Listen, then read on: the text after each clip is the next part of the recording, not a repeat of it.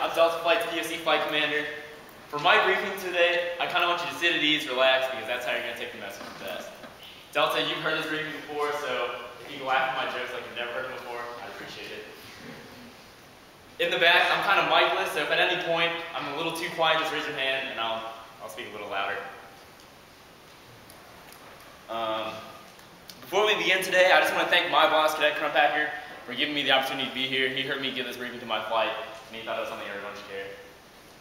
So today, I want to talk to you about why we're here, why we're really here. Your future job, your AFSC is important. That's not number one. Let's talk about what is. But first, you have some people to meet. Next slide. This is Matt Sweeney. Matt graduated from my high school, class of 2012. He's the same age as a lot of you out there. My high school had a program called Fast Track, and what Fast Track was a mentoring program where one role model student, the mentor, was paired with any student who wants academic help, the mentee. And this mentor-mentee pair would work together every single day, an hour a day, and the mentor would help the mentee with all aspects of high school life, whether that be classes, just how to talk to teachers, how to be successful in high school, stuff like that. Me being the role model student I was, met Matt when I was a junior in high school. He was a freshman. I can still tell you the very first day I ever met him. He came into class with these big, excited eyes, ready to take on the world, while the rest of his class kind of looked like they were ready to go back to bed. Matt was a pretty decent student. The biggest thing he had trouble with was just staying organized. So what I'd have him do is every day when he came into class, I'd have him write down all his assignments on a piece of paper. I'd take that piece of paper, fold it up, put it around his wrist like a bracelet, and I'd staple it. And I'd say, Matt, when you come into class tomorrow, you better still be wearing that. Well, for the first couple of days, it worked out great. He knew all his assignments. On like day 4 or day 5, he comes in with this really sad look on his face, and the bracelet's gone. So I said, Matt, what's going on? And he looks at, he don't even look at me, he looks at the floor. And he's like, Doc, you know, I had to take a shower last night. And it got wet and it just fell off. I'm so sorry. So I laughed and I was like, you know what, Matt, that's totally fine. Don't worry about it. So from then on, we stapled it to his backpack, and that was a little better. Working together every day for 2 years, we got really close. And one day, I finally found out how close we actually were. My senior year of high school, I got in pretty big trouble. And that very day, I went to Matt Sweeney's house, and I went to talk to Matt Sweeney's mom. Matt Sweeney's mom remarried. Her last name is Mrs. Gillespie. So I said, hey, Miss Gillespie, this is what happened. If you don't want me to be Matt's mentor anymore, I totally understand. I'll back out. She didn't even hesitate. She looked me directly in the eye and she said, Doc, Matt really looks up to you as a role model, and I still want you in that position. That was the first day I ever talked to Mrs. Gillespie, and she already knew that much about me.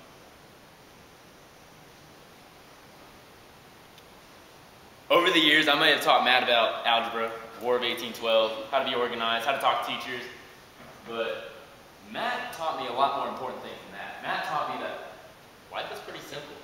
It was pretty easy to be happy. Even on the toughest days, he'd come in, smile on his face. I remember one time, I learned someone in his family pretty close, I think it was his uncle, had just passed away, so when he came in, I just asked him, Matt, how's it going? And he just looked at me and said, you know, it's going. Who does that? Think Matt and I still hang out? Next slide. Of course we do. This is Matt and I at his high school graduation party just this past June. He invited me down and I said, you know, Matt, it's my finals week, so I'm not sure if I can make it, but I'll try my best. Though deep down, I kind of knew I was going to be there. I took this picture at his party and I posted it on Facebook, kind of forgot about it. Maybe like a month later, Facebook told me I had been tagged in the picture, so I clicked on it and this came up. His sister, Melinda, had actually taken the photo down, photoshopped it, and reposted it. And if you can't read at the top, it says, best buddies always do what they can, even if they're a million miles apart. The reason she wrote that is because at this time, Matt Sweeney was going through Navy boot camp. During high school, we kind of talked about, Matt, where you do after you graduate. And we talked about college, but what he really wanted to do was join the Navy.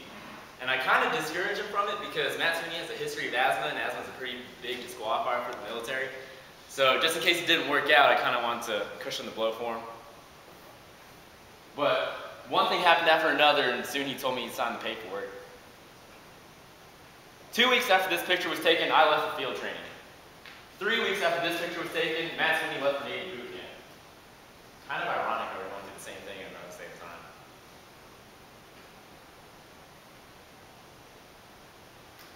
I graduated field training, and at my graduation, I remember seeing all my buddies whose parents came into town to see them, and how happy it made them. And that's when I decided, hey, I want to be there for Matt's graduation. Next slide. That's what I did.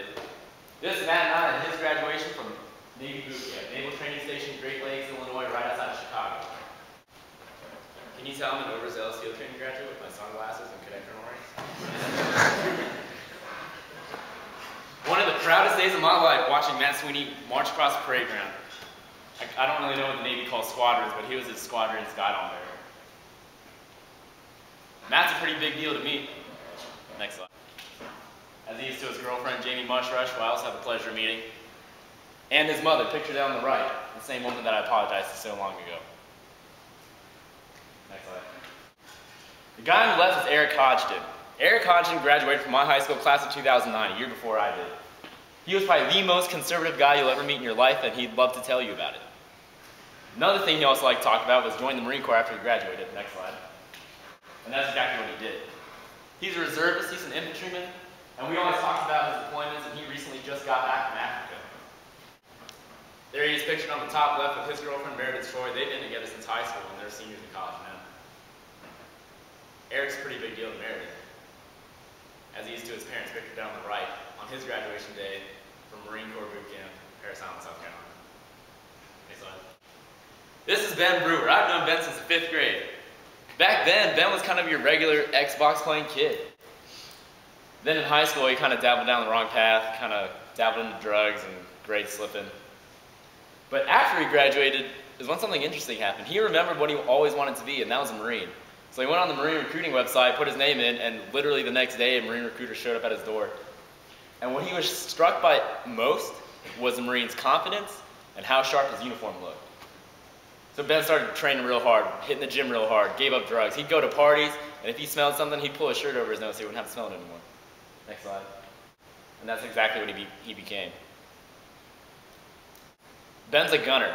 His commanding officer actually handpicks his own kind of group of gunners, the best. And kind of because of that, and because the Marine Corps turned his life around for him, Ben puts his package in for special operations real soon. There he is pictured with his mother on his graduation day from Marine Corps Boot Camp, South Carolina. Next slide. This is Austin Schulteis. Austin also graduated from my high school, same year as I did. My senior year of high school, we had a senior capstone project. I did mine on how to become a fighter pilot in the United States Air Force, and he did his on how to become a Ranger in the United States Army. We always kind of bagged on each other because I wanted to join the Air Force and he wanted to join the Army, but we kind of had this mutual respect, and we definitely enjoyed each other's company. What Austin does now is he goes into the field with a 4-man team. He's a gunner, and they gain intel. They send it back up to the line troops, so the line troops come in and kind of flatten the area. He looks like a hard ass, but next slide. He's still somebody's baby. Next slide. This is Sarah Guth. I've always known Sarah. She graduated from my high school, but I was never really too close friends with her. She graduated the year after me. She went to Eastern Kentucky University to study nursing, but just this past summer, she graduated from Air National Guard boot camp and just went through tech school, and now she works in air transportation. I just caught up with her, and she just told me she got back from Yokota, Japan to do some training. 19 years old, going to Japan by herself. That's pretty cool. Next slide. This is her with her family and her boyfriend Keegan.